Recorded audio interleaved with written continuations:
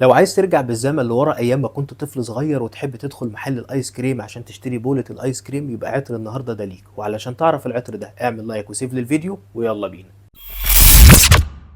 A Wave of Waffle Cone من البراند الامريكي Imaginary Authors. العطر ده تم اصداره عام 2020. ريحه سويت دافيه وكانها بالظبط طالعه من مطبخ داخل محل حلويات. العطر ده بيديك احساس وكانه بسكوت الايس كريم طالع من الفرن حاليا وغرقان بالسيرب بتاع الكراميل، ولكن الكراميل جاي بسنه فيها ملح. ريحه فانيليا وكريمه وسكر محروق وقرفه، وكأن بالظبط الروايح دي كلها متجمعه والسيرب بيغلي على النار.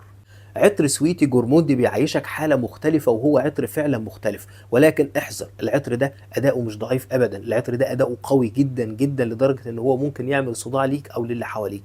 ترش العطر ده وبعد ساعة واتنين وتلاتة وطول ما انت ماشي تحس ان ريحتك طول الوقت شبه ريحة البان كيك بالظبط. ريحة جميلة ومغرية وفيها سنة من الدفء وسنة من النعومة جميلة جدا. العطر ده مش لأي حد، وبالذات للناس اللي ما بتحبش العطور السوبر سويت. فلو انت مش من محبين العطور السويتية او بالتحديد العطور السوبر سويت، العطر ده مش هيعجبك. واخيرا ما تنساش الشير واللايك والكومنت، واكتب لي في التعليقات ايه افضل عطر سويت او عطر جرموط انت بتحب تستعمله.